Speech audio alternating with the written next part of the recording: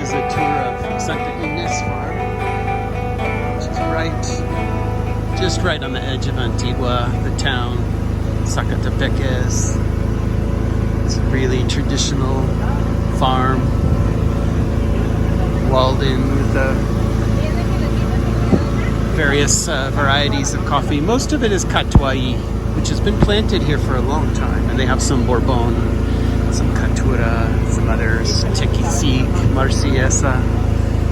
It's managed in a very traditional way. The plants are fairly high density, so what they see now is you see some tall and some short because they cut every other, they cut every 2 rows in order to rejuvenate the plant and to let more light in.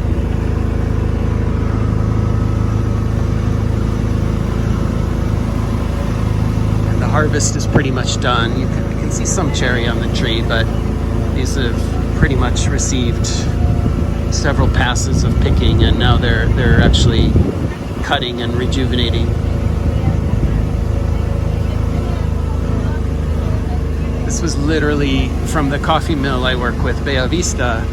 This is the shortest trip to a farm I've ever experienced. We could have walked. It was out the front gate and about 100 yards to the left.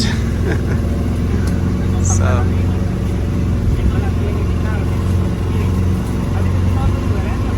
this is literally, I feel like the coffee spark because I'm driving around. I borrowed a hat, Nat Geo, super tacky, but it's beautiful and I don't care.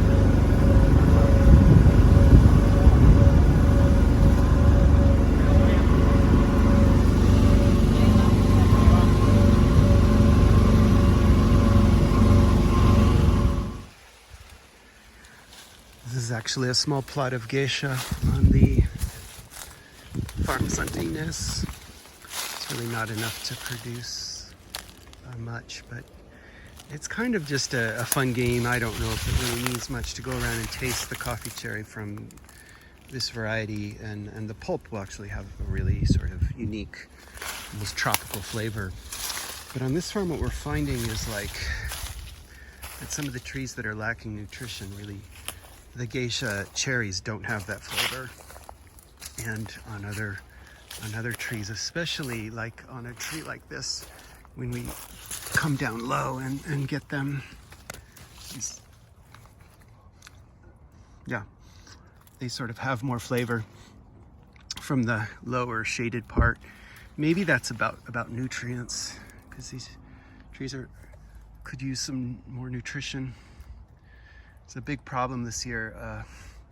Not only did the coffee market go crazy for a while, and it's coming down now, but the new fertilizer prices have tripled in the last several years. So, while people try to do all kinds of organic fertilizer methods, at some point, coffee as a flowering and fruiting tree, plant, shrub, whatever, needs a lot of energy to create fruit. And you don't grow it for leaves. So on some level, fertilizer and nutrition, different forms of additives, whether organic or not, needs to be really well maintained, and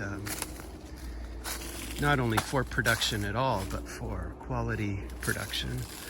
So, it's a bit of a parlor game, sort of armchair agronomy, to say that the flavor and the intensity of the mucilage, the fruit layer in a geisha, correlates to the cup in some way.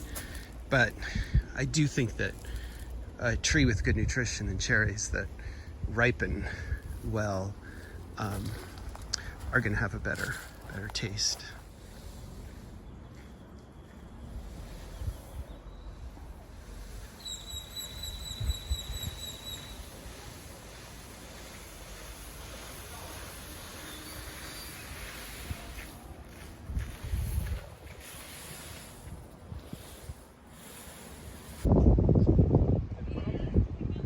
Kind of neat as an old farm.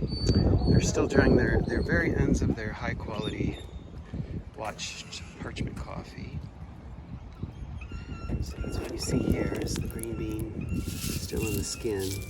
You can see some cases where it's come out. It's coffee, but what's here is the immature coffee that's then dried to sell pretty much local market, commercial quality. You know, this fruit never ripened, so it's gonna have a really bitter flavor.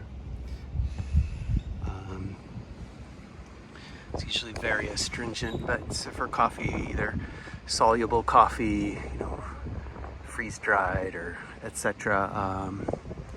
Or different types of instant or other coffee products. But this year, Mexico is paying the best price. So, and at the end here, these are really